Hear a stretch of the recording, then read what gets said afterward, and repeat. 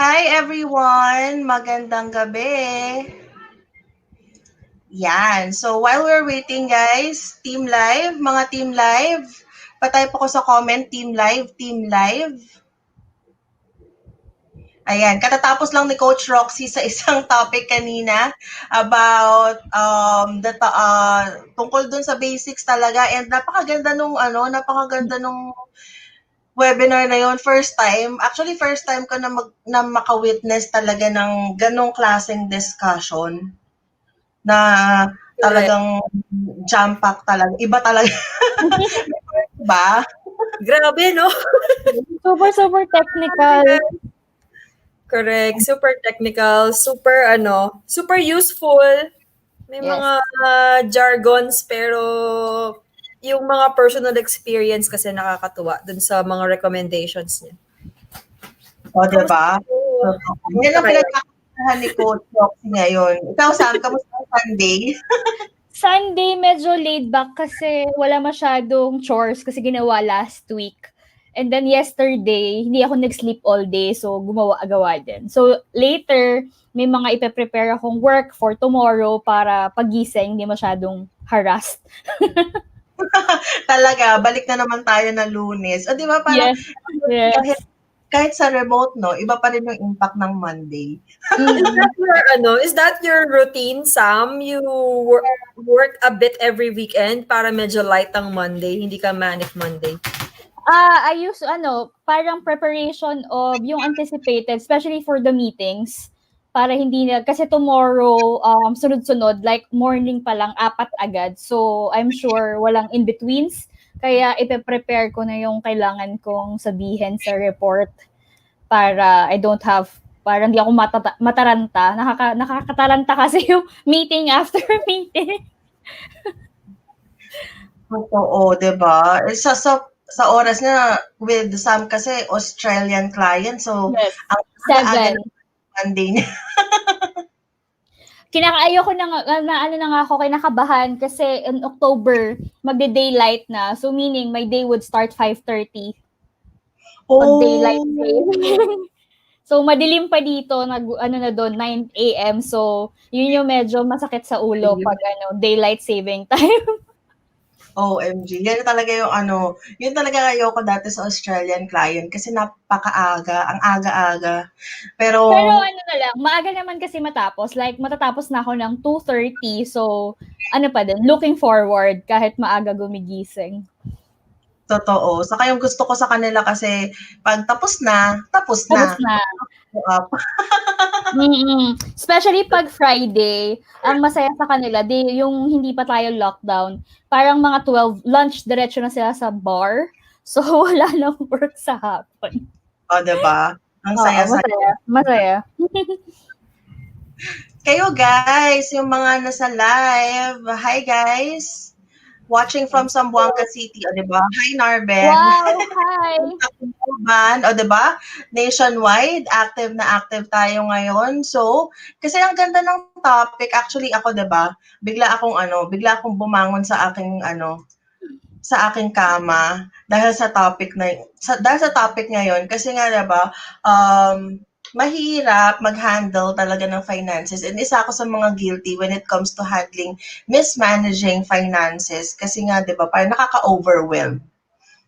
Yeah, So, I know, yeah. I have to agree kasi I experienced the similar thing, especially when I transition from being single to a married person. So, yun yung adjustment. And then corporate to freelancer kasi super magkaiba, walang kinsenas katapusan na inaasahan. Talaga, totoo yun. Correct. Ikaw, Coach, kamusta naman ang pag-handle ng finances before nung pa tayo, mga multiple clients? Mas madali yata mag-handle nung nag-work sa office kasi yung ngayon may clients, tapos merong local, tapos meron yung sa Excel Hub. So, naghahalo-halo na talaga. Minsan may mga kinakausap ako, mga advisor, ganun. It's really a challenge, lalo na, parang 'Di ba? Dati kasi pag isang client lang, minomonitor mo lang yung palitan ng dollar sa peso, yun lang ang problema mo, no? Pero pag ang dami na, parang hindi mo na nababantayan. Or parang, oh, ang baba na pala ng rate ng, Yes. kasi nga ang daming, parang nalilito na. And medyo mahirap i-manage. Kaya looking forward sa webinar na to. Yeah.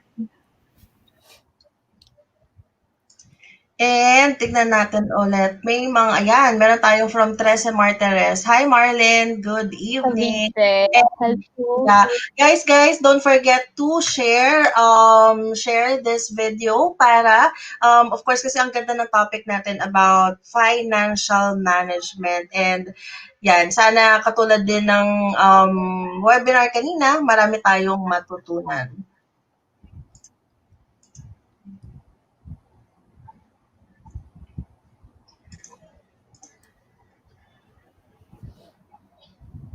Marami tayong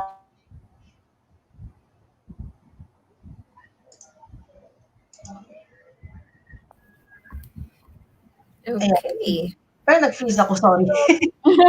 Hindi naman, tuloy-tuloy ka naman. Curious ako kay Sam. Parang sa dami ng topic na pwede mo, kasi 'di ba dun sa isa mong page marami kayo pinag-uusapan doon. Yes. So, paano mo napili itong topic na to? Ano yung meron ba siyang napapansin mo ba? Marami ka ba napapansin na nahihirapan mag-manage ng finances usually? Usually, ito is parang recommended din ni Hannah sa mga topics. And then since one of my client is a fintech, throughout na 2 years, so 2 years ko sa kanila, marami akong natutunan na na-apply ko sa real life. Kaya, ginagamit ko siya. And then,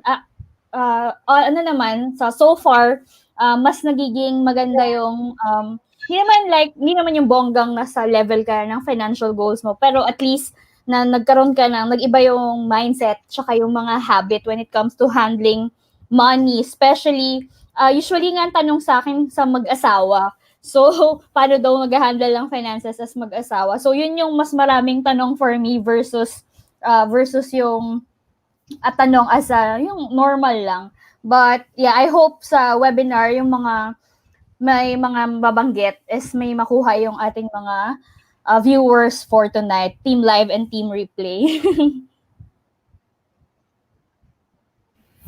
Okay. Are we good to start na?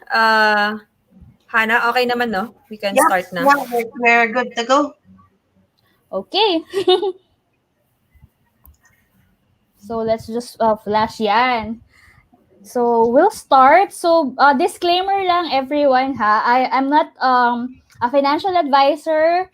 Hindi ako taga-bank, hindi ako wealth manager. So, any advice that you will get or tips from here, you can take it as a grain of salt. And hopefully, sometimes not all the things that we do could be applicable to you. So, just choose whatever is the best for you, and then hopefully you'll get a lot or at least one na pwede niyong gawin for your money. So today we're gonna do how to handle finances as a freelancer. So nung shinare sa akin ni Han na gusto niya yung topic na to, naisip ko as a freelancer nga, ang pinaka major na iniisip natin is no work, no pay. Tapos wala tayong regular income na 15 and 30 unlike the one sa corporate. So, mahirap siya kasi if hindi siya stable, mahirap mag-cover ng finances, ng expenses, and then yung mga projections, yung mga gagawin mo everyday, lalo na kapag delayed yung bayad sa invoices, or bumaba bigla yung forex. So, as a freelancer, kailangan nating maging consistent and maging mindful how we spend our income kasi not all the time meron tayong permanent regular job na hindi tayo pwedeng palitan or tanggalin.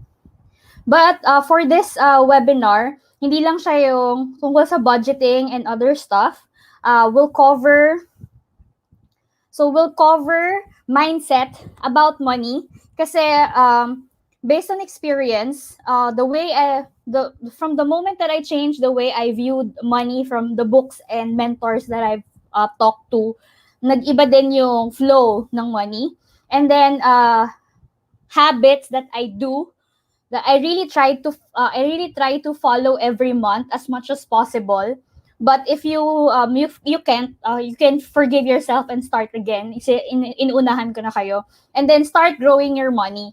Kasi we don't want to live paycheck to paycheck, invoice after invoice. So we want to know how to grow our wealth. So let's start with yan. So ito yung pag-usapan. So it's gonna be divided into 3 parts. We have mindset, we have money habits, and then money decisions that we can do. So let's start with habits. So isa sa nabasa kong libro na nag-change ng mindset ko is yung Secret of the Millionaire Mind. Any one of you read this book? I cited 3 quotations from this book na nag-impact sa akin and nag-change sa mindset ko about money. So ito yung una. All the statements you heard about money when you were young remain in your subconscious mind as part of the blueprint that is running your financial life. So this is super true kasi the generation of our parents or lolo and lola, ibang-iba yung mindset nila about money. For example, work-wise pa lang, on the older generation, you study, you find job, and then work your way up to the corporate ladder. That's their concept of how you can be successful. Yung iba naman, I've heard a lot that mas magandang bumili ng lupa versus sa condo. And then especially, I'm living sa condominium right now. I heard a lot of opinions from my parents na, tawag doon? I-demolish yan after 50 years. Ganyan. And then when I started freelancing, parang ang tingin nila, wala ka nang ginagawa sa bahay kasi like kang nasa computer all day. Especially for marketing na laging nagfe-Facebook all day. So, parang kung ano yung nasa isip nila, yun yung kinalakihan natin. Yun din yung namana natin na tingin about sa money. So, syempre ngayon, we have our own mind na we can follow kung ano yung sa tingin nating tama. It's not a disrespect to our elderly, but iba yung panahon nila noon sa pera versus ngayon. Dati nga, di ba, yung jeep, 2 pesos lang. Ngayon, magkano na? 9 na ata or 10. So, everything changes na about money.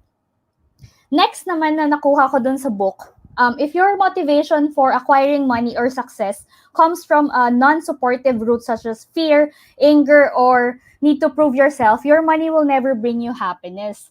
So, you need to know bakit ka nag-work or bakit mo gustong kumita ng pera. So, if your purpose is to prove yung mga kapamilya mo, kamag-anak mo, na yayaman ka, you'll not be happy about the way you earn money. Gusto mo lang siyang gawing pagpapasikat.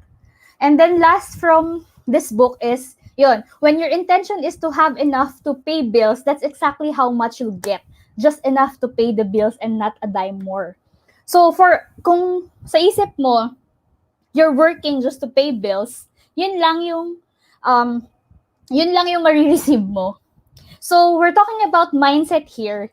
If you're familiar with the law of attraction, kung ano yung ina-attract mo about all the other good things in life, that's also how you're gonna attract your money.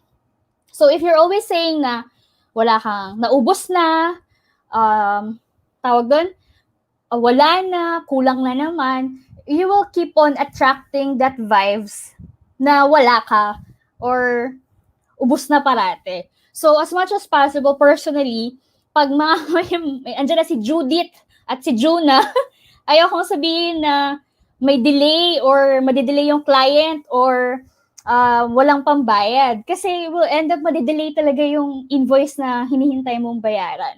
So, this is how important mindset is when it comes to money. Kasi dapat, you have a big psychological wallet. So, this concept naman is I learned from Bo Sanchez. If you know him, I used to be a member of the Truly Rich Club. Nag-join ako doon before just to know about investment and other stuff. Natutunan ko na dapat ang psychological wallet daw is the amount of money you're comfortable to receive and the amount that fits who you are. So kung feeling mo deserve mo, like even like for us freelancers, if you think that you deserve $100 per hour because of your skills, you deserve it. So you have to believe na afford ng client na nabayaran ka, and yun yung rate mo. I also learned this one from a hosting mentor before, na she used to charge 5,000 pesos sa hosting fee niya. And then, ayaw niya magtaas ng rate kasi she thinks wala na siyang makukuhang client.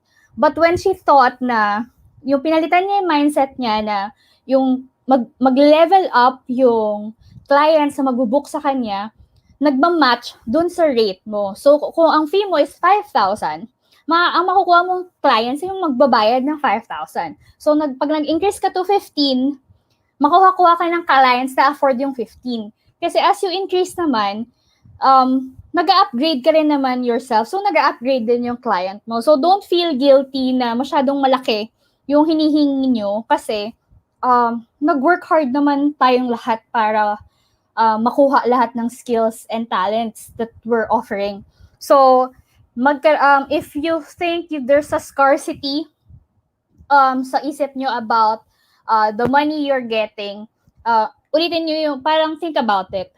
Try this for a month na magkaroon kayo ng abundance mindset. You'll be surprised how much increase and deals clients you get close by first just changing your mindset. But again, disclaimer, wag naman tayo mag-rely lang sa attract ng attract. Tapos wala, hindi tayo nag-work, ha? So, yun. Paalala lang yun. So, next is, malaki na yung psychological wallet mo. We also, just like the services that we want to offer or our ultimate goal in life, you also need clarity sa pera or sa wealth na gusto mo. So, ano bang purpose ng money na gusto kong kitain today tsaka tomorrow? Para saan ba siya? Sa college fund, sa travel, sa bahay, sa kotse? You need to clarify magkano sila, para saan sila. Kasi, this will trigger how much hard work you need to put in sa mga work na ginagawa mo. Hindi naman pwedeng, gusto ko lang ng 10 client, tapos para saan? Wala lang, gabayad lang bills, Meralco, tubig, internet, ganyan. So, dapat malinaw sa inyo yung purpose kung bakit nyo gustong kumita. We've been caught up every day na sobrang busy natin at naghihintay na lang talaga tayo ng 15:30 para lang matapos. So, if you're familiar with Robert Kiyosaki, another finance mentor, guru sa business industry, ito siya yung nagsasabi ng rat race. So, if we keep like just doing what we're doing, para lang tayong daga ng ikot, hamster, ikot lang sa wheel. We don't know what's happening. Basta work, sweldo. And then, may pagkain, may pambayad. So, yun, we need to be clear of what we really want or your purpose, the money that we want to earn. And then, you need to have your one thing. Parang, what is the one thing you can do today that will help you achieve your money goals? So, oftentimes, yun nga, since we're too busy, parang hindi natin alam, we tend to do everything. But if you have if you're clear about what your money goal is, ano yung pwede mong gawin today para ma-reach mo yung money goal? Or kunwari, if you're saving for a house or a vacation, anong pwede mong gawin today that can help you reach? Kung meron tayong alkansya, para lang magkano ilalagay mo every day para maipon mo yung gusto mong amount. So that's one thing. But since we're talking about our work, what work-related thing that we can do to help us achieve our money goals? So So what you can do is create a success statement. So this one, I've learned this from the Success Squad mentorship program that I joined a year ago. Inutusan kami na every month, magkaroon kami ng success statement. Tapos, ang nilagay ko nun, I will earn, kailangan talaga, dapat conviction. Hindi yung I want. Okay, I will try. Dapat I will earn 150,000 pesos every month from 3 clients. So if you notice here, super exact siya ng amount monthly, tas ilang clients lang yung gusto mo.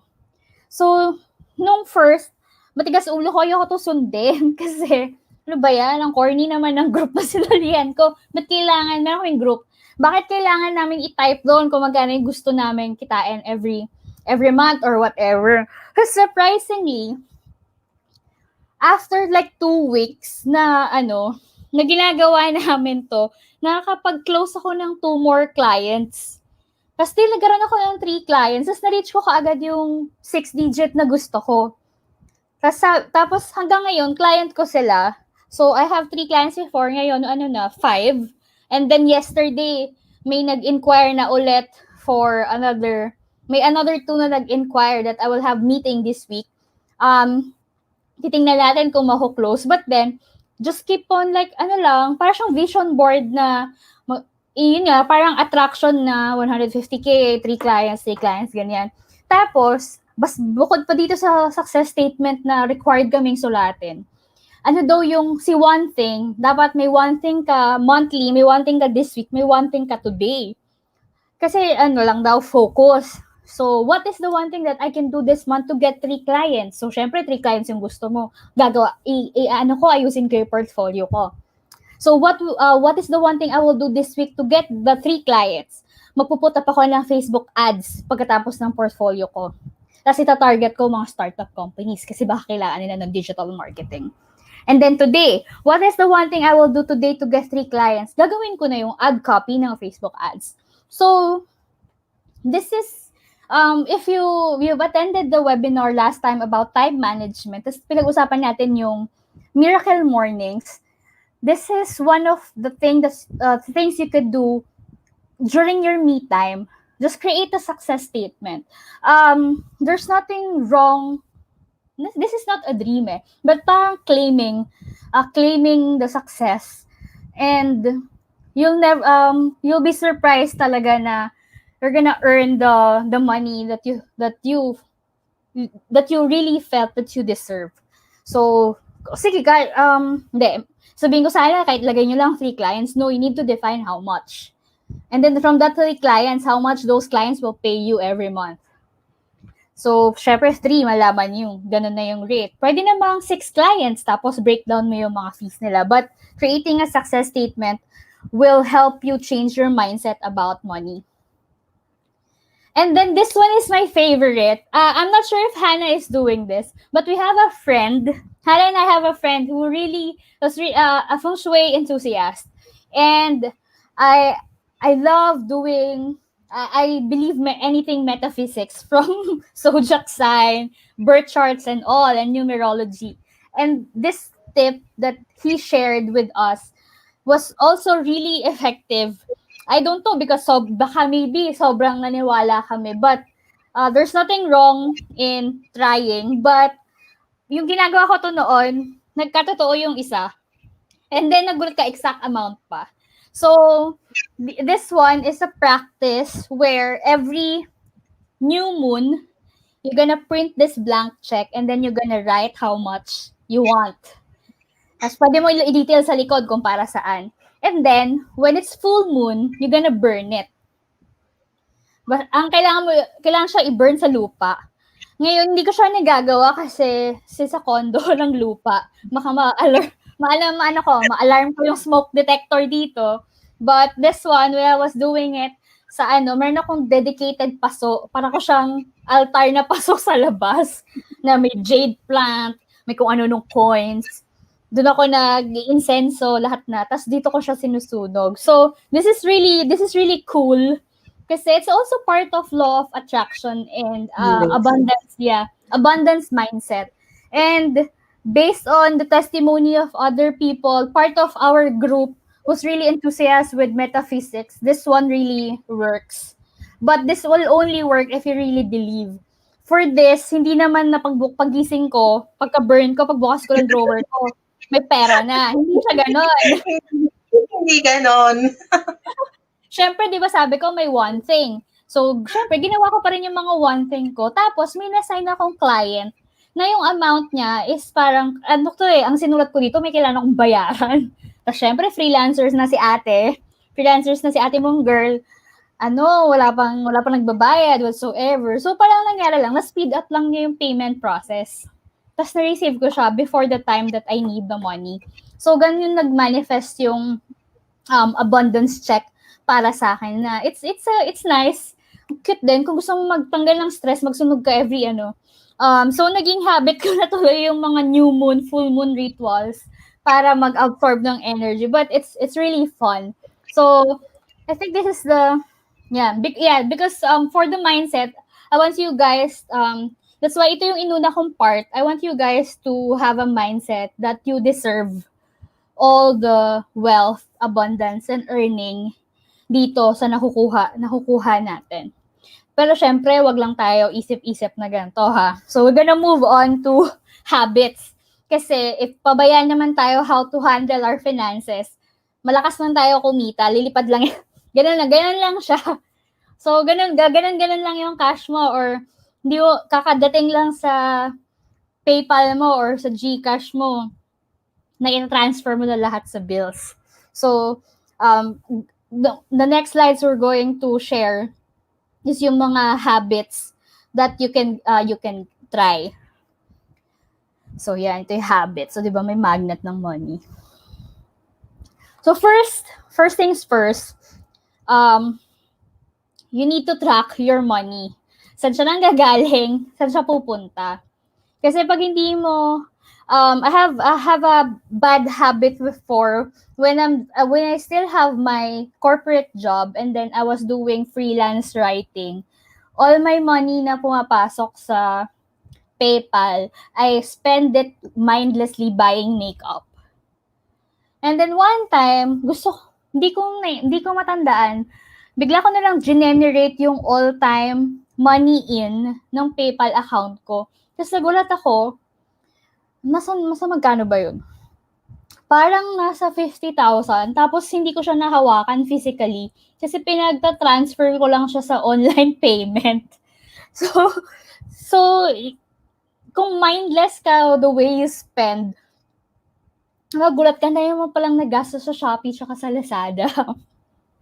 And before, since I was doing beauty blogging, I keep on buying things mindlessly just to have a product that I can feature sa blog na after ko namang gamitin, hindi ko na siya gagamitin for the long time kasi ni-review ko lang. So, tracking is really important para malaman mo yung ins and outs ng pera ninyo. So, what you can do for tracking, you can use your good old notebook. There's a lot of apps then out there that you can use. For me, I still have my notebook kasi iba pag sinusulat. Then for tracking expenses, of course, I'm using the app ng client. So this is the app, this is called Olivia app that you can download sa Android. So what this one do for personal expenses is you can input your budget, tapos you can input your monthly bills, and then whenever you scan receipts, nag-check and balance na magkano na yung budget mo for the month, and then it sends you notification na andyan na si Judith si Judith ng internet tsaka ng Meralco nandyan na.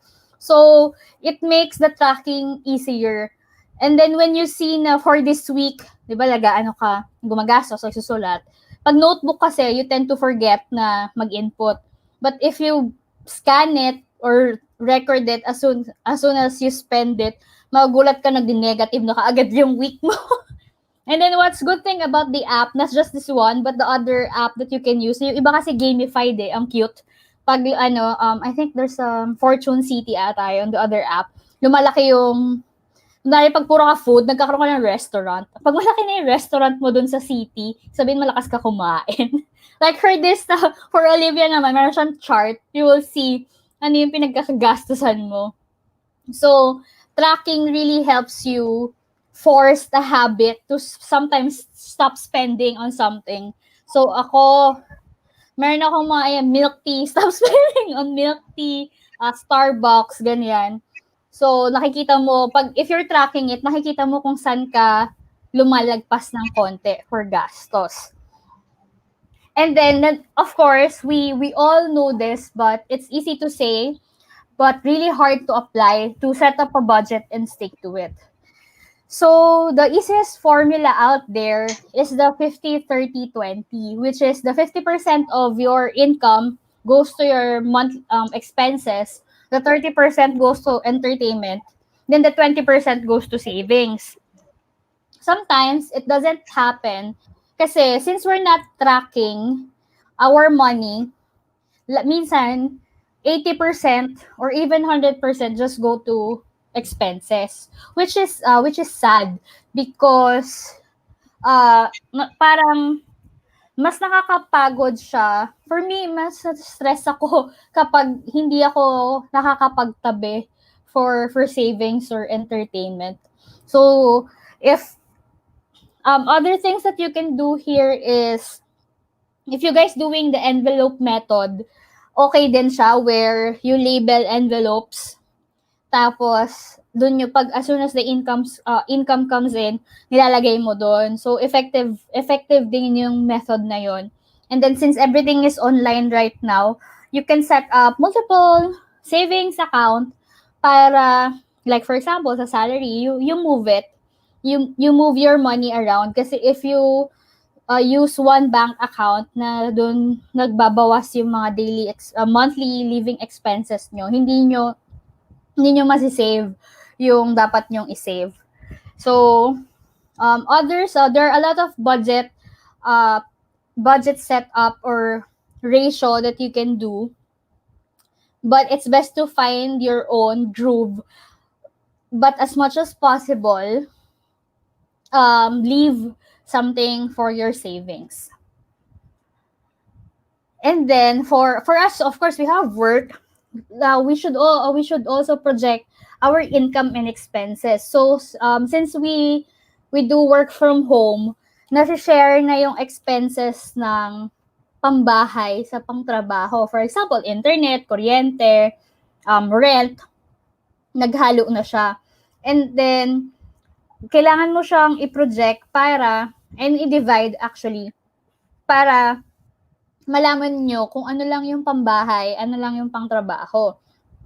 So here, what I want you to get from here is don't count the chicken before it hatches. So it was also an experience na nangyari sa akin before na meron akong mga gigs. Tapos sinulat ko na siya as income. Tapos na-cancel sila lahat. So when you're yun yung ibig sabihin na wag nyo munang wag nyo munang i-count yung chicken bago siya mapisa. So, dapat, whenever you're projecting any income, make sure as a freelancer, you already secured the contract. Actually contract lang. For all the things you're gonna do, lahat ng engagements, it's best to have it may writing siya on paper. Kasi, pwede siyang ma-cancel, pwede siyang bawiin. And then, tapos, pre-project mo na siya, ina-expect mo na siyang income, tapos may nag-spend ka na for it, or inallocate mo siya pambayad, kunwari ng ilaw, tapos na-cancel siya. Mahirap. It's hard. So, whenever for this, make sure you track all your invoices also, yung mga due dates, kasi if you miss your due dates for any bayarin, meron siyang mga interest. And then, other payables and receivables. So, kahit 10 piso lang siya, or like sa water, 40 pesos lang siya weekly, you should still track it. Kasi syempre, kunwari, yung sa water, yung mineral water, drinking water na hindi mo lang napapansin, 40 pesos times 4 weeks. That's 160. Tama ba? Hindi ako magaling sa math, guys. So, money is money. So, kahit maliit yung gastos na yan, or kunwari, internet binabayaran ng client mo, you should still track it. And then, yun nga, I repeat, if no contract, don't count it as income yet. And if hindi nyo pa hawak yung money, wag nyo rin siyang isama sa mga projected income nyo to cover for your expenses. Kasi, yan, magiging bolilyaso. Mag-mess up yung cash flow nyo yan pag ganun yung ginawa nyo. And then, allocate your clients. This one is, di ba kanina sabi natin gusto natin ng clients. So, this one is what I'm doing para, kasi every client, iba-iba yung, nila, pagbayad. So, ang ginawa ko, ito example lang. For example, si client 1, siya yung ina-allocate ko siya. Kunwari, 15 siya darating, tapos bayaran ng bahay, 20. So, siya yung ina-allocate ko for rent, something like that. And then si client 2, if you guys have financial obligations, you have debts, ganyan, pwedeng si client 2 yung pang snowball ng mga utang, or kung all malinis naman yung wala kayong utang or whatsoever, ito naman si client 2 yung pwede mong pang leisure, so pwede mo to siyang pang Lazada, kung ano yung mga gusto nyo bilhin. Pwedeng ito yung pang-upgrade or pambayad ng subscriptions as a freelancer, pambayad ng Canva, ng Grammarly, if kayo yung mga naka-premium. So, this is what you can do. And then, client 3, siya lang is yung pupunta sa savings. Kasi, like for example, kanina, meron tayong tracking, meron tayong income projection. So, if those things won't work, pwede mo siyang i-simplify like this. Lahat ng kikitain ko kung client 1, pambahay lang yan. Kay client 2, pambayad lang ng utang yan. Kay client 3, kay savings lang yan pupunta. So, this is what you can do para hindi maghalo-halo. And of course, it's best that these money are not in the same place para hindi naman sila magpatong-patong ng bawas.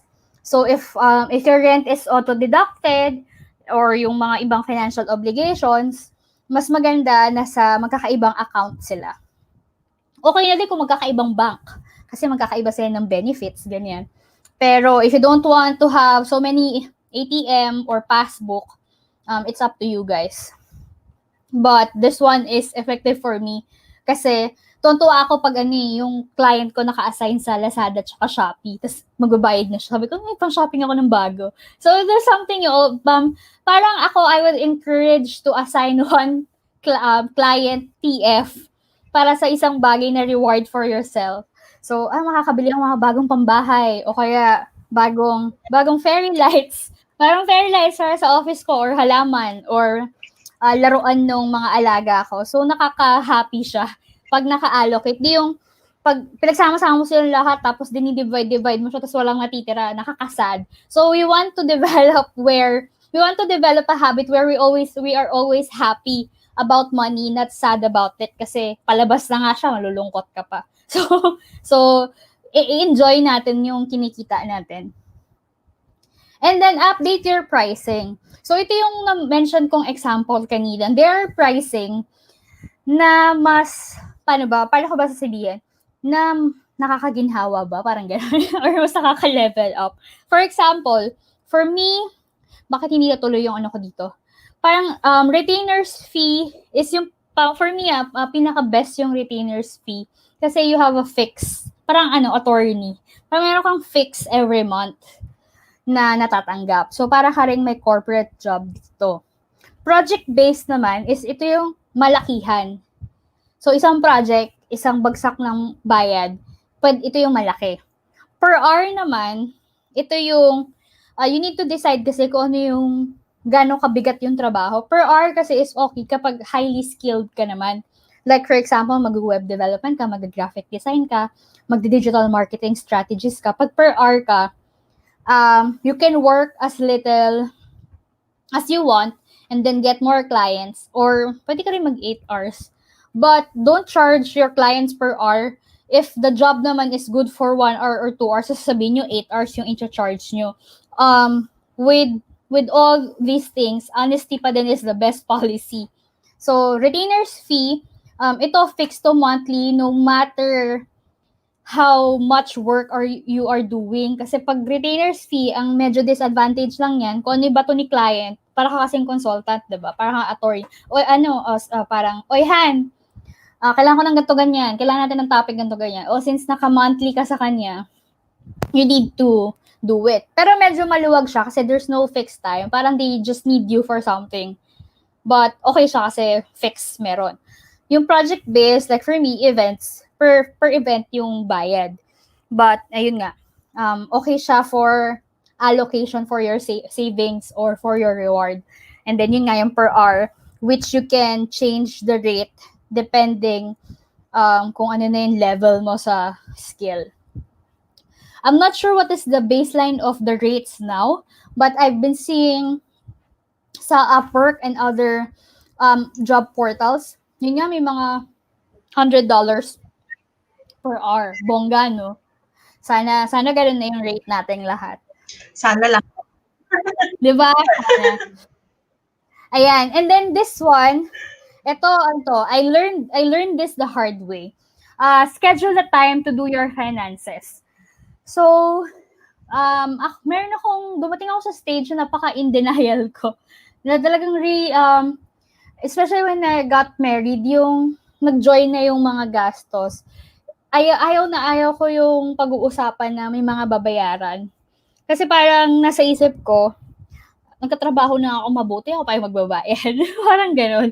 Parang meron ako stage in life na ayoko galawin yung perang natanggap ko. Gusto ko lang nandun siya. Ayoko siyang ipambayad. Ayoko siya ipambili. Gusto ko lang i-preserve siya. Kung pwede mo lang siya ilagay sa ilan ng unan mo. Why not? Pero, reality is kailangan, especially for married people out there na nanonood sa atin, kailangan nyo talagang mag-set ng time to really do it. Especially as pag ikaw yung babae, tapos ikaw yung in charge. Syempre, bukod sa kinikita mo, may makukuha ka rin. I-manage mo din kasi talaga yung household and yung sweldo ng asawa mo. So, you really need to schedule a time ng alignment. Like, may bago bang due dates, may bago bang babayaran, may naubos bang credit card na utang, ganyan. Magkano lang yung budget sa grocery, sinong in charge sa grocery. And then, ang maganda dito, if you do things together, sa mga mag-asawa, pag gagawin nyo siya together, you may fair, parang feeling nyo fair or pantay. Yung parang someone is not just working and then someone is just paying. So, pag ginawa nyo siya together, parang siyang teamwork na you're taking care of the family and you have the control of your finances. Kung ikaw naman yung single, take your time na usually to maganda itong gawin kapag nakatanggap ka ng sweldo eh. Para, yun nga yung maglalagay ka sa envelope, magta-transfer ka ng money sa different savings account, or ililista mo lahat ng nagastos mo tsaka kikitain. Huwag niyong i-neglect yung time na ayusin niyo siya kasi pag hindi, magugulat kayo. Ang dami bigla pag naubusan kayo ng money or na-short kayo, mahirap hanapin kung ano yung nagastos or saan siya napunta, bakit ka nawawalan. So, schedule a time to do your finances. Next is cut your spendings. Not naman lahat, but there are spendings na we could let go. For example, app subscriptions, or game subscriptions, or magazine subscriptions. Like for magazine, I cut my magazine subscription kasi I don't read the magazine anymore. And then, nagbawas ako. Wag niyong pabayaan yung mga subscription or yung mga free trial where you added your PayPal account or your credit card. Kasi, pag napabayaan niyo yun, magulat kayo, binibill na kayo. So, check the spendings where you can cut, especially if your budget is really tight. Like, for coffee, it's best to do coffee at home. If you really want to splurge on coffee, maybe do it once or twice a month. But, o kaya, kung gusto nyo ng brewed coffee, you can invest on a French press or a coffee maker and then buy your own coffee beans. Kaysa yung you always go to Starbucks to buy your coffee. Kasi magkano coffee ngayon sa Starbucks? 140, 160, and then for 30 days. For 30 days, nagkakape ka every day. You can do it at home. And then, other spendings that you can cut is yung food deliveries. I know it's really hard to cook daily. I'm still guilty that sometimes our lunch is ordered lang siya sa Grab food. But magugulat ka, ang laki na nagagastos mo sa delivery monthly versus you go to grocery and cook your meal by yourself. Pero syempre, we don't have the luxury of time to do this. What you can do is cook it sa weekend, tapos i-reheat nyo na lang sa weekday. But check, di ba sinabi natin, lista and i-track, and then tingnan kung saan yung medyo malaki. Check nyo kung saan nyo pwedeng bawasan. Kasi, the more that you can save, and you just, what do you call this, dun lang tayo sa finances na importante, for now, makaka-save tayo ng money. And then, this one, for the habit, practice tithing. So, nasa budget, before din, hindi ko siya ginagawa, but, para siyang nasa, it works like karma, guys, where whatever you give, you receive it like even 5 to 10 folds. So you don't, these are the activities that you don't need to announce. But kung ano yung, even if you're short on budget, tight on budget, mag-allocate pa rin kayong mag-tithes to help. Even kung hindi siya form ng money, pwedeng donating old clothes, time, merong mga charity and foundations that you can parang auto-deduct sa account ninyo. Depending on what your advocacies are, you can choose. And then, there are a lot of other people that's still less fortunate than we are. And then, doing this really parang nakaka-help din sa mindset, and it keeps on coming back. So, the more you give kasi, nagkakaroon ka ng space to receive more. So, it doesn't matter whether it's 5 pesos to 500. Basta, for this one, don't give because you're obliged to give. It should be open. So, ito yung, I think, I chose mga auto-deduct for, of course, what I love are pets. So I have mga auto-deduction for mga pet charities. And then, since I started for other organization that caters to child education. So I've also pledged for those things na hindi ko tinitingnan. Basta nakakatulong. So even super nga liit yung amount na kinukuha nila every month, maraming buhay yung nagbabago dun sa tulong mo, and you're giving yourself space to receive more, just like what I mentioned. So if you guys are not practicing this, you should start. You'll see that it's really amazing that you can help. Pwede kayong tumulong. I think Grab, yung mga points nyo, you can donate. Your Globe Rewards, you can donate if you're on postpaid. Sometimes, if you're buying some things on National Bookstore, you can buy yung mga notebook or bag or chinelas. Hindi siya abutin ng 1,000, but it changes lives and it changes you. You become more giving, and you're becoming more open to receiving bigger things. So this one is my favorite habit that I think I highly recommend that everyone should develop. And then lastly, start an emergency. Bakit may end? Start an emergency fund. So technical error. So emergency fund is the money that will make you alive for the pag nawala ka ng work, so emergency, kaya nga siya emergency. So dapat ano siya, this one should be your monthly salary times 6 months.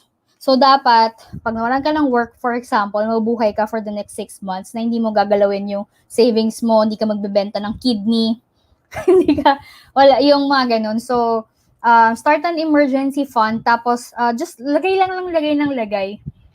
Yung emergency fund ko, nakatulong nung naglipat kami ng bahay. Twice, naglipat ng bahay yung family ko to Quezon City to Laguna. And then yung naglipat naman kami personally ng bahay from my in-laws house to our place right now. So yung emergency fund yung naging 1 month advance, 2 months deposit. But yun, kung naubos nyo to, replenish ka agad. And then, as much as possible, huwag nyo siyang ubusin. So parang, kung meron kang 6 months to live, tapos nawalan ka ng work, for example, nawalan ka ng client, within 6 months, dapat makahanap ka na ng kapalit kasi you don't want to be empty-handed. And then, wag niyong isipin na porket may emergency fund, dudukutan niyo siya parate monthly. Ang COD delivery ay hindi emergency, guys, ha? Yan. So, yan. Start an emergency fund. Emergency fund, 6 to 9 months of your monthly salary. This is enough for you to parang live a decent life while looking for a new job or new client as transition. And then start. So let's go. So we've talked about mindset, and then we've talked about habits. So hindi ko na nilagay yung sobrang daming habits na pwede natin gawin for our money kasi it's hard to stick to one nga eh. So let's konti lang muna, and then pili lang tayo ng gusto nating pag-start. So I'm sure mag-budget pa lang mahirap na sundin or mag-track. Kaya develop one first, and then tsaka natin gawin yung iba. Ngayon, the reality about all of this then is no matter how much you save, because of our economy, because of inflation, your 10,000 sa savings account, magiging 9,000 pa yan or 8 or mas mababa pa. It will not grow exponentially. So for growing your money and securing it for the future, I read a book called Money Quest where it explained how to secure and grow your money na hindi naman super technical. So for this one, siguro I cited just 3 or 4 from the book. But the book developed a framework, the author developed a framework called Money Mountain. So if you notice, the flag here is your ultimate money goal. And then the horse is the tool that can help you pull up the mountain.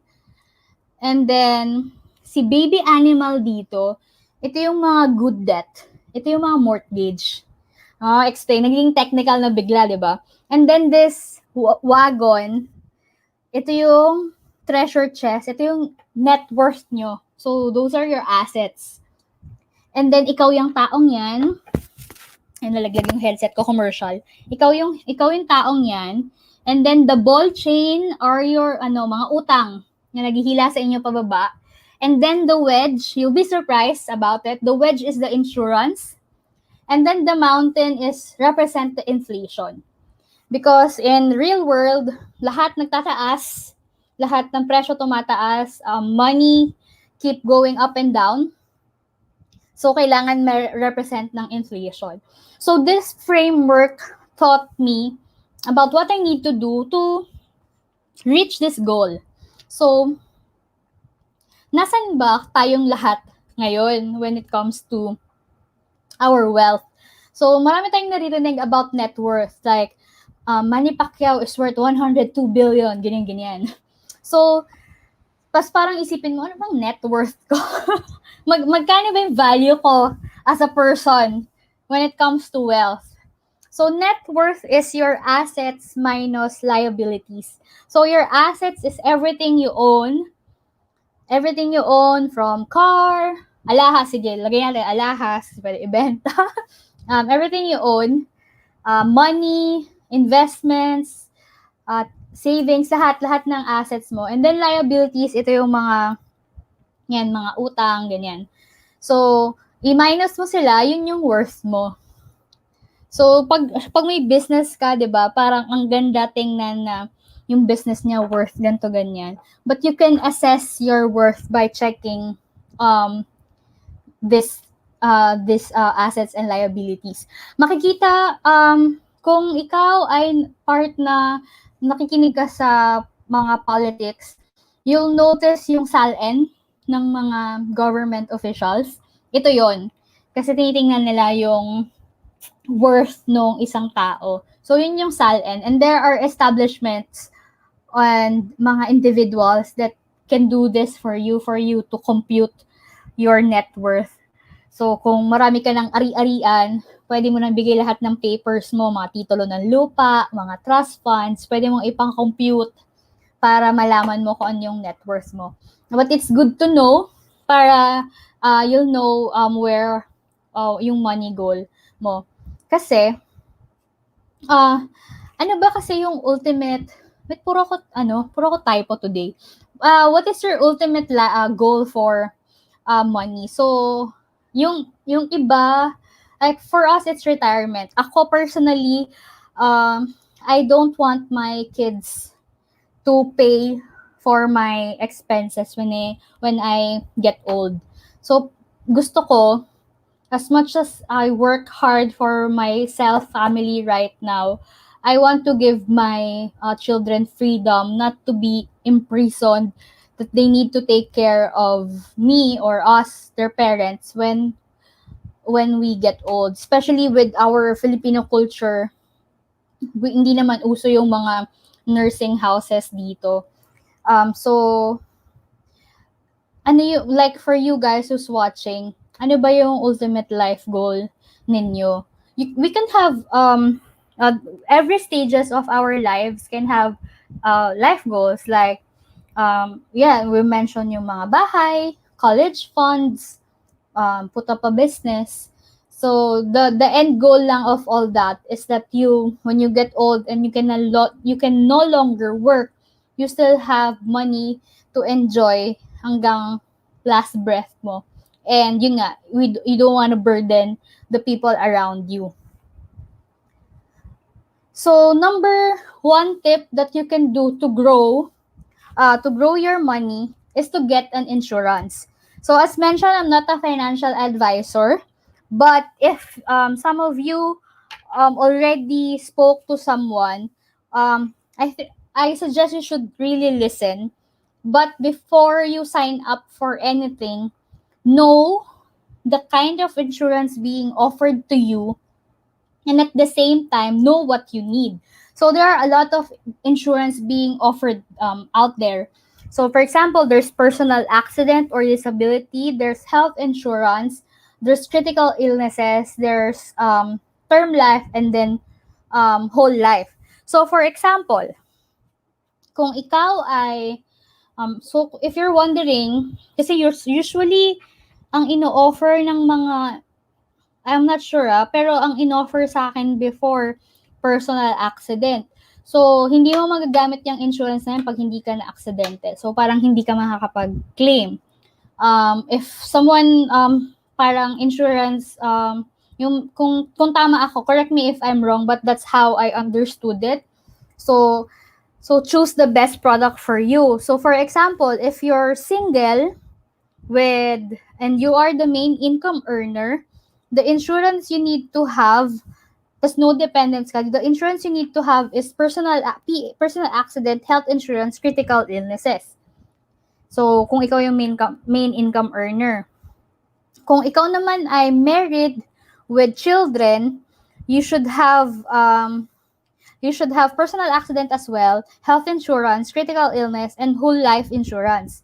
Kapag same with if wala ka ding anak, kasi ikaw yung main income earner. If you are not the main income earner, you can start with personal accident, health insurance, and critical illness, and you have no dependents. And then if you're married with children, same then, you should have personal accident, health insurance, critical illness. So don't also be confused dun sa coverage and premium na sinasabi nila. So coverage is different from what you're paying monthly. So hindi yung binabayaran, the premium is not equivalent to the coverage you're gonna get. So read, if you have one, take time, if you already have insurance, take time to review the policy and see if you might be overinsured or underinsured. Kasi may mga ganun. So you need to read it. And then, for example, if you are still curious of what insurance you need to get, if you need to protect your income as a main income earner, you should choose personal accident then, tsaka yung term or whole life, because this one will protect your loved ones who rely to your income, kasi nga ikaw yung main income earner. And then in case that something happened to you, this will replace your income while you're recovering from an accident. Yun yung PA or disability. So the person insured is you. And then for PA, I think you can have a beneficiary for this. So a lot of times, parang if someone will approach us for insurance, na minsan kasi nakakatakot yung approach nila. Being, parang pag 60 ka na, parang yung opening spiel, yun yung nakakatakot. But as a person, you need to do your research para you'll get the best insurance. I know this is a risk kasi a lot of like mga companies nagsasara, ganyan. So do your own research. Find an agent that you're really comfortable of working with and find a company. And make sure you choose the product that you'll need. Kasi baka like pumili ka ng term life tapos na-aksidente ka pala, knock on wood, you cannot get anything that from that. So make sure you check. This the reason why this is number one is if we go back to this one, just a quick statistics, 56% of the population gets bankrupt because of illnesses.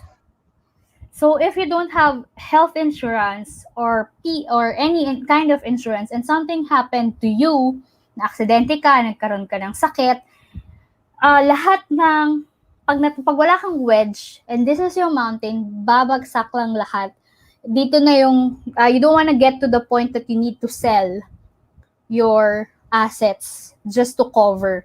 So it's hindi lang natin siya nakikita right now, but based on this illustration, it helps you parang preserve, but at least hindi ka darating sa point na mababankrupt ka, especially when it comes to illnesses.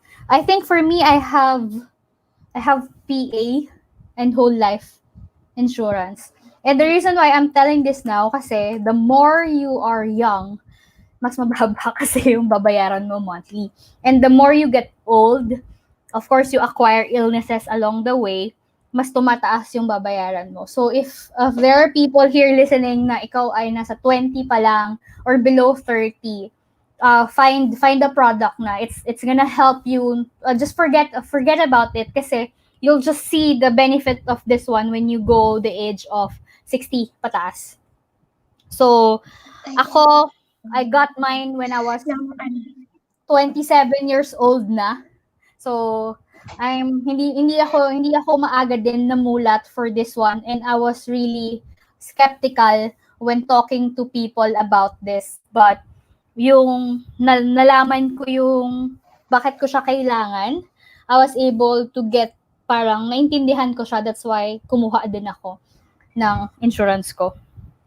And then, yun, I hope yung mga hesitant na kumuha ng insurance kasi kinukulit ng mga friends na liwanagan. But you can do further readings about this one to get the product that you want.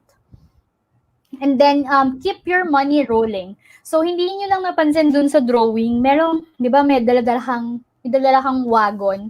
Kailangan nilalangisan mo yung gulong. So, ang ibig nun sabihin, you should use, those are the tools that you can use para tuloy-tuloy yung ikot. Like for example, savings account, these are ito yung account na you can use for day-to-day expenses, or yun, doon pumapasok yung salary mo. And then for time deposits, if you have money that you will not need for 30 days perhaps, alam ko yun yung pinaka maikli na time you can do for time deposit. You can check your bank. You can do that, and then may interest naman siya. It depends on the bank. And then for online banking, kaya siya kasama dito sa tools kasi it enables you to save time and to do other things. Like for example, alam niyo naman yung pila sa bank, 'di ba? Super super super grabe. hindi ko na ini-name drop ko ano yung mga bangkong mahaba yung pila.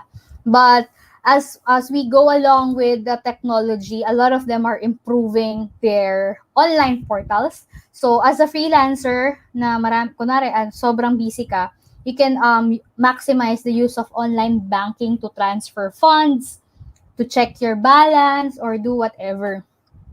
And then credit card, so madaming takot dito, but it also, if you can use it, if you know how to use it correctly, makakatulong siya. Especially kapag, ito maganda to sa pag nagkakasakit tapos wala kang HMO.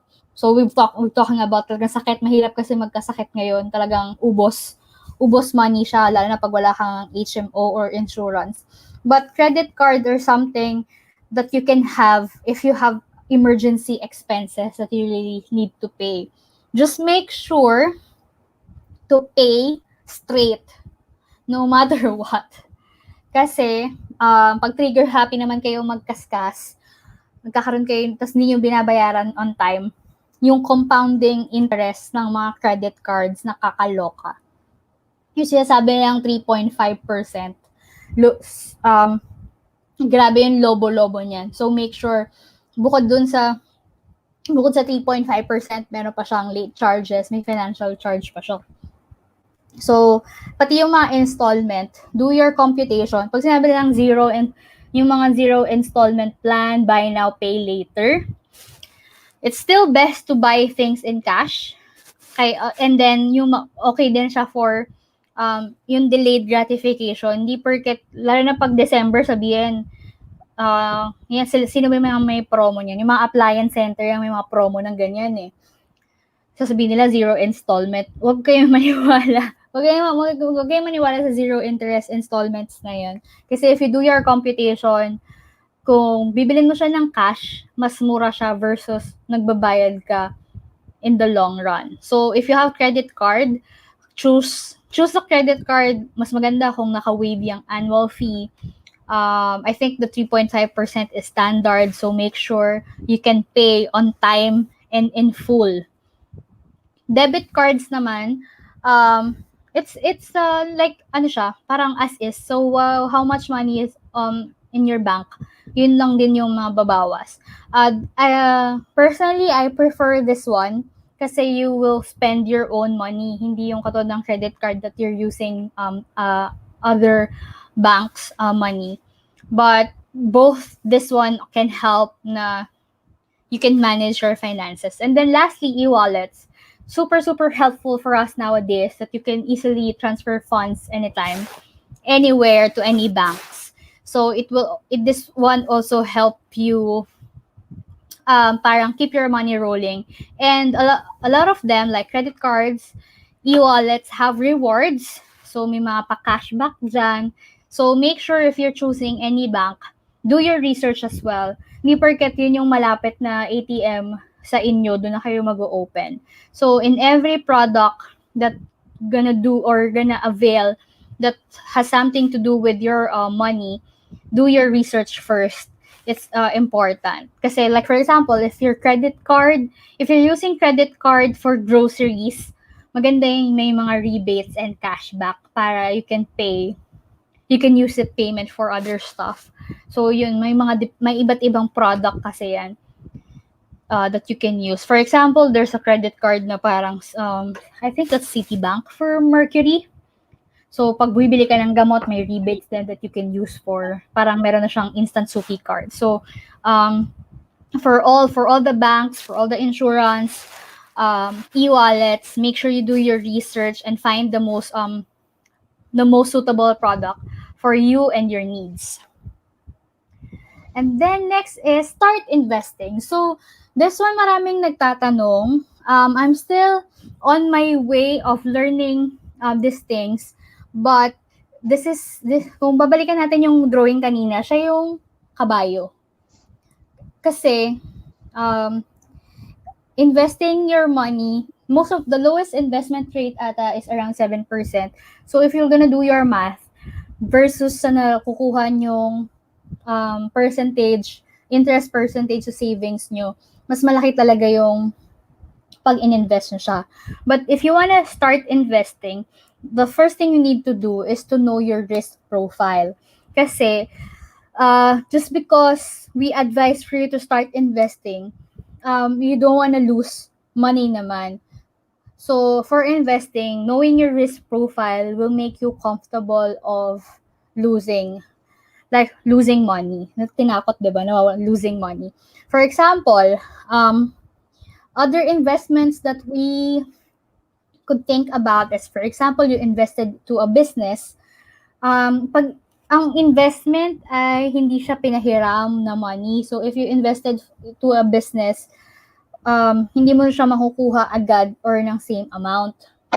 So, for example, you invested 500, it could, based on the inflation or the interest rate, your 500 could be 499 today or 300, but it could be 900 to 1,000. So, it really depends on the market.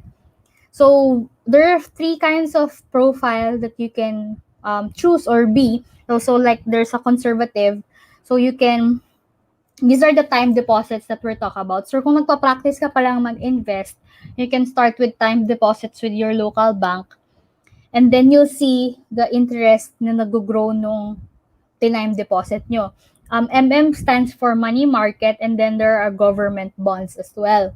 So, yun yung mga low risk siya, pero low returns. So, hindi siya mag-disappear like this, but hindi naman ganun kalaki yung balik niya. But this is the good place to start if you want to know how investment works. And then if you're moderate naman, so medium risk, medium returns, ito yung mga mutual funds, income bonds, and real estate.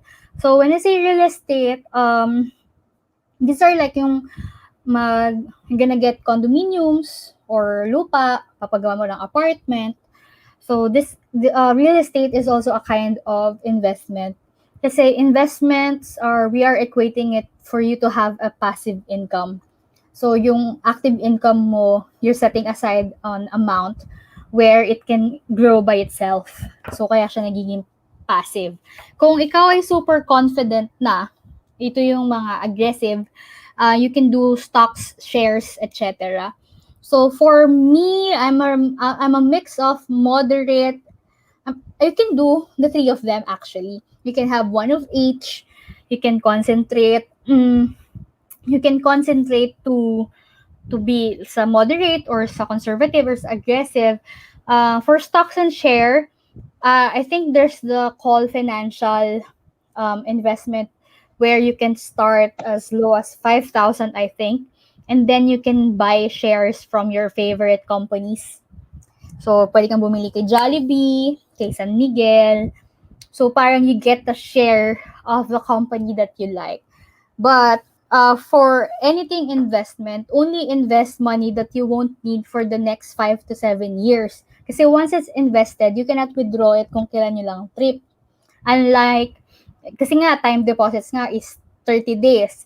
Other insurance, 3 years bago ka makakuha ng dividends. So, if you wanna try investing, yung hindi mo muna gagamitin. So, kung meron kang multiple money goals, for example, retirement, you can invest that. College funds, kung bagets pa yung mga bata, pwede rin siyang i-invest. Vacation for next year, you can also invest. So, instead of, what will happen here if you're investing is instead of saving this amount of money for the next 6 months, you'll be able to get the same amounts in lesser months. So that's how it works if I understood it correctly. But again, you do your research as well, and find supporting groups that can help you. For insurance, for siguro the benefits that I got for this is I don't have to pay for my medical expense because I have my insurance. And then for we were able to travel because of the dividends, na hindi kami umutang sa credit card or nag-loan para makapag-travel. So, yun yung, this is how your money could grow. Kasi definitely, saving it sa piggy bank, kahit puro piggy bank yung illustration ko, it won't grow as much as you're growing older. So, mabilis tayo tumanda, yung money, matagal lumaki. So, you need to be smart on how you're gonna spend and invest it. And lastly, if ever that you're having a hard time right now, you need help to get out of the pit or the rat race. If you have debts, you need to pay it, of course, prioritize paying it. There are a lot of methods that you can pay. There's the most popular one is the snowball method, where you pay the minimum of all of those debts, and then kapag may extra ka, magbabayad ka ng extra dun sa specific account until maubos siya. You can also piliin mo kung sino yung may pinaka-low na interest or sino yung may pinaka-mataas na interest para mabilis silang mabayaran, para hindi na sila tumubo.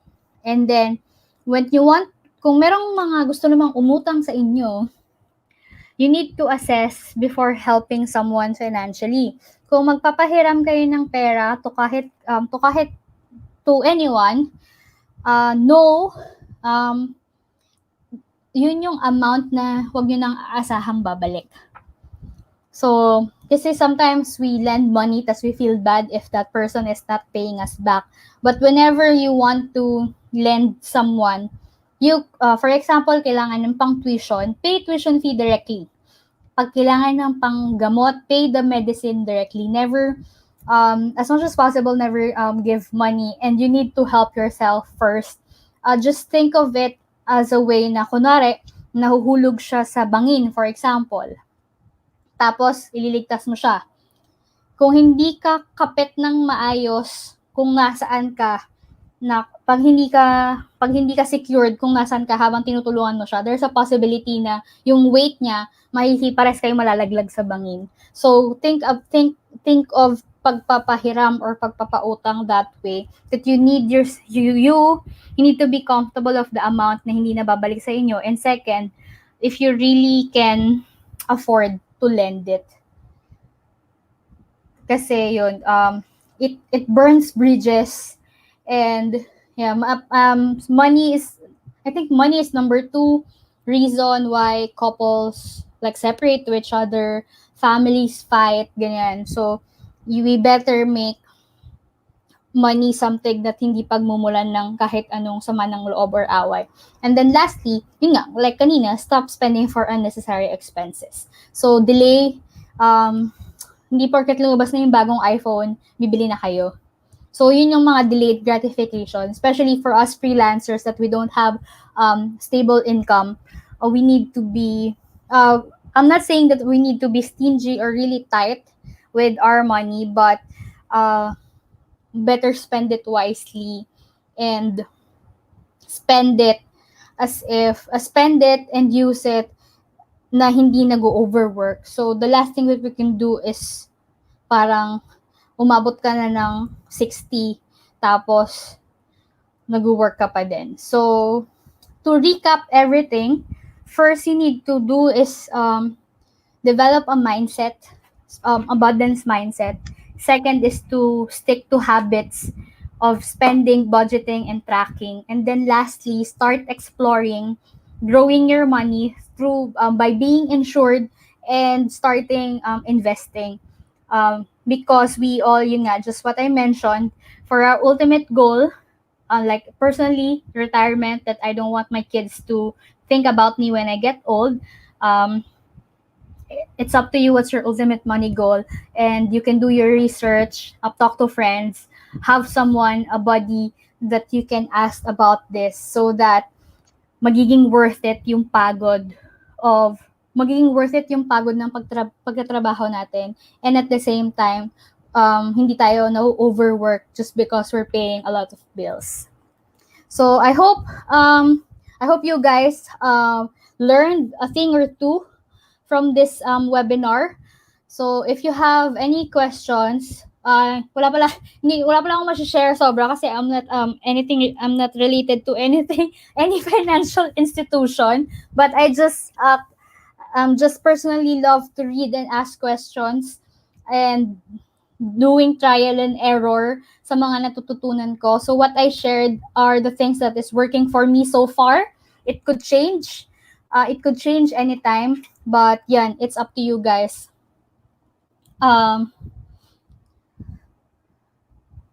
Yeah. So may question tayo coming from Mai regarding Yes. retainers fee. Do you ask for it on a monthly basis, once lang upfront upon signing, and how much would that be? Is this applicable for both project-based and hourly based? Ayan, narinig nila kasi yung term na retainers fee. Paki-explain nga, Sam, kung ano nga ba talaga yung retainers fee? So retainers fee, in a layman's term, as a freelancer, ito yung para mong fixed sweldo per month for a certain client. So monthly basis siya upon signing contract. So as long as the contract is not terminated, you should send invoice to your client ng fixed fee na napag-usapan ninyo upon signing the contract. And how much would that be? It's up to you. It depends on your service. If you're just starting, you can start with your last corporate salary para you have a basis na hindi magbabago yung income mo. And yun, you can start with your, ako doon din ako nag-start. My last corporate fee is my base amount for the retainer's fee that I got for a client. So if they won't pay for it, then I'll move on. For both project-based and hourly based, project-based, demand for 50% down payment before starting the project, have contract as well. And then for hourly based, have a time tracker where the client can see how much hours you really spend for work, and then send invoices. So here, you need, for hourly based, I mentioned earlier that you need to be transparent with the number of hours that you're really working. So if you're just working for 4 hours or 1 hour for a certain task, yun lang yung i-bill mo. And then have a proof that you really spent those hours working. Yan. So I think there's a lot of time tracking tools that you can use. Yes, for the app, it's available on Android. It's called Olivia app. Yung kulay teal na may O. So, yon. You can download it, scan it, add your budget. Wait for the rollout of Olivia Pro for freelancers. Not sure if we can finish it Q4 or next year, but the version for freelancers will be, you can input your invoices there, your projection of income and expenses, so you can have your cash flow. Ang niche ko is marketing. So, Ayan, may I do, yeah. Ano daw niche mo? Parang dami. Yeah, I do full stack marketing. So from strategy, content, automation, and other stuff. So from doing admin and events before, I'm more on strategy and managing team right now for my clients. So checking of reports and stuff. So I have my team na, I have my own team. Not my team as my own, but the client gave me team to work with. So yun, full stack marketing. Recommended bank for freelancer. I'm using, ano ba? Okay, for clients overseas, you can use TransferWise because you can create multiple currency bank accounts, and then you can transfer it to your e-wallets and bank. And then for local, it's a lot of my freelancer friends are using Union Bank for for freelancer kasi meron sila yung Ion card that you can use. But for me, I'm still using my, actually I prefer na e-wallet. I prefer e-wallet na, not really a bank. But I still have my ING for local clients that are sending check kasi ang hirap magpa-encash ng check. So ING helps me scan, get my money, and then transfer it to my bank account. And then as far as online banking for freelancer, BPI has the most at least advanced features sila ni BDO. But hindi it depends on you. Ang mahirap pa din. We cannot choose, but those are the banks that I use personally. So repeat ko lang, TransferWise for overseas client, and then e-wallet. I rely on e-wallet a lot nowadays. Next naman is, do you use mostly apps for tracking finances or do you do traditional? So yeah, apps or the traditional journal? I do a combination of both. So for tracking, I use the app kasi mas madaling mag-compute. But for budgeting, yung basic budget for the month, I still use the notebook. So ito yung income ko, income ni husband, total amount ng gastos. Tapos yung breakdown niya, ina-up ko na lang. Kasi yung hirap maglista. SM, 100. Tubig, 40. Ang hirap siya in-notebook. So, it's a combination of both. Before, and then for others, like yung events ko, meron siyang sariling ledger. Hindi naman super ledger, bookkeeping ledger, but at least a Google Sheet where I can see the profit and loss of the every event or project that I'm doing. So combination of technology and traditional.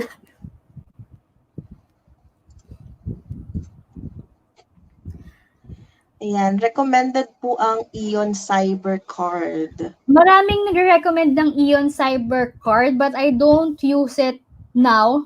I have it, pero hindi ko siya nagamit ever. Kasi nagbabayad naman sa bank ko yung mga clients. And before, si PayPal, since I was using PayPal since 2009, hindi pa ganun kahirap. So, maliit lang, until na maliit pa din yung fees ko when I transfer money. So, kasi ngayon, iba na yung mga rulings nila. So, pero I think if you're using PayPal to Ion ata, madali. Tapos, at least parang Ion to Western Union, or you can use it to withdraw. But yun, hindi ko na siya ginagamit ngayon. So, hindi ko siya ma-recommend ng 100%. Yeah. Next naman, if my dollar account ka po, mas advisable ba siya gamitin for foreign clients or same bank charges lang din?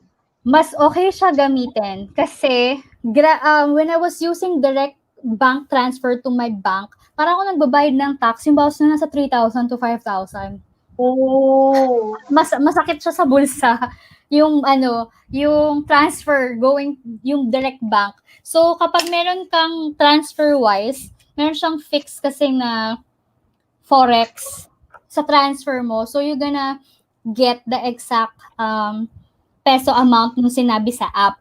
Pero syempre, araw-araw nagbabago yung forex. Pag kailangan mo na yung money today, ta-transfer mo na. But sometimes, nagpa-fluctuate kasi siya. So, kung makapaghintay ka, abang-abangan na yung medyo mataas ng konti. Pero mas malaki yung nakukuha mo in peso if you're using talaga a dollar account or yung TransferWise nga. There's another one that they're using abroad yung OFX, pero I haven't used it yet. So far, mas okay yung TransferWise versus yung direct bank. Kasi super lugi. Lugi talaga dati yung direct bank transfer. Tapos minsan, especially nung nagkaroon ng issue sa RCBC, ayaw tanggapin ng bank yung mga pumapasok na money from abroad kasi money laundering daw. So, ang dami kong trouble to send contracts about I'm a freelancer with Australian client kasi as in binablock nila yung money coming from overseas. akala naglo-launder ka ng money dito sa Philippines. So, yun. Okay siya. I recommend TransferWise kasi nga multiple currency. Ito natanong na to maganda nga kanina. yun Kasi ako, Yes. ano yung practice, yung practice ko kasi when it comes to bank account, since wire transfer na kasi yung ginagamit ng mga clients ko, so may ano lang ako, separate lang na bank account, pero hindi ko alam na mas effective pala pag dollar account. Kasi as is papasok. Hindi yung, ang nangyayari kasi, pag transfer nila sa bank mo, kung ano yung forex that day, yun na yung papasok. Tapos babawasan pa nila ng transfer, ng wire transfer fee. Versus kapag transfer sa dollar account, for example, you're getting 500, you're gonna get 500. Tapos, kung ita-transfer na siya locally, today, tomorrow, you can choose kung ano yung may forex. Tapos, yung fees niya nasa $1 to $2 lang.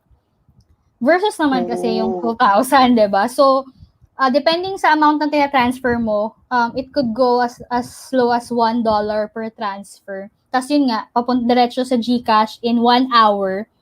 Ano na, QR anywhere. So, okay siya. Meron naman tayong question. When pandemic started, we heard about accounts being hacked. Any tips? Yan. Account security sa mga banks. Nakakatakot nga kasi talaga. So, I have a list of what you can do. Never use public Wi-Fi when doing bank transactions. Never leave your Bluetooth open. Never share passwords, definitely. If you can write it and secure it, kasi you need to have different passwords, and then enable yung 2-step authentication and OTP. That way, whenever someone is accessing your account, ikaw lang yung nakaka-receive ng OTP and ng authentication. So, whenever you do transactions, make sure you are in a secure network, nasa bahay kayo, wala kayo sa labas, para hindi possible ma-hack. And then, whenever you receive emails from bank, make sure you check kung ito ay mga phishing websites. So, make sure that the URL, when you're logging in sa mga online portal, make sure there's a secure HTTPS. Make sure correct yung URL. Kasi sometimes, pag na-hack siya, nagugulat ka, tama naman, metrobankdirect.com, nagugulat, hindi mo napapansin kasi we're in a hurry, nagpapalit yung address URL bigla. So, make sure na nare-redirect ka na sa ibang site na super kamukha niya. So, make sure to be vigilant when doing that. And then, if you're using ATMs naman, make sure titingnan nyo yung paligid kung kaduda-duda yung paligid. And then, make sure you check din kung minsan ginaganon ko yung suksukan ng card yung inaalog-alog ko siya kung hindi siya yung nagka-capture ng itsura ng ATM mo. Oo, totoo yan. And then if you have time, wag mong gamitin yung kamay mo pampindot ng pin sa ATM so that they can capture your fingerprint. And then you can kung kahit may mahaba pila, clean it before and after using. Para whenever, alam mo yung mga CSI na naglalagay-lagay ng powder for them to track kung ano yung mga pinindot mo. So, may mga praning tips that you can do for that para hindi nila makopya. And then, if sa credit card naman, yung nagugulat kayo, may mga charges, huwag kayong pipirma ng mga hindi nyo nabasa. Like, meron kayong discount card for this, makaka-receive kayo ng mga vouchers, tapos magugulat kayo, may nag-charge sa credit card nyo ng 10,000. So, always read before signing, and at the same time, check yung bank statements. Kaya natin sinabi na do your finances kasi pag may nakita kayong unwanted charges doon, you really need to dispute. Kasi pag na-clone yung cards nyo, minsan yung establishment din naman nag-check ng signature. So may nakakalusot at nakakalusot pa rin. So really be vigilant. For hacking, yun nga, yung mga biglang nawawalan ng money sa kanilang account, sometimes it's system error. So talk to your bank and make sure you be super persistent in following up. Huwag kayong papayag na nawala na po yung pera niyo sa bangko. Yung mga uso yun ngayon yung biglang nawawala. So, ayun, bantayan.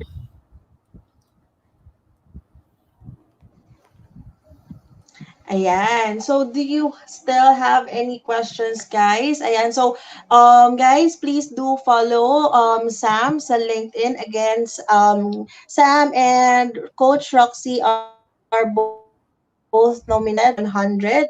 So, support natin sila. And Sam, do you have anything to promote? So far, wala naman. But you guys can freely add me on LinkedIn. If you want, not if you wanna do some yung mga not serious topics, usually post on Instagram ng mga food and pets. So if you want to see them. But anything serious, you can message me on LinkedIn or Facebook. And also, I want to remind yung from the first webinar sa LinkedIn, yung tatlong napili natin na profile, please wait, napili na namin siya pero hindi ko pa ata kayo na message. So, i-message ko kayo sa LinkedIn so malaman nyo na kayo yung napili. Yun lang. Yay! Yay! And guys, next Sunday, we will be having Sam again. Diba? So, Sam will be our regular Sunday habit. Sunday. So, if you guys diba? So if you guys have any questions or any topics na gusto ninyong i-discuss ni Sam, comment down for lalo na sa mga team replays.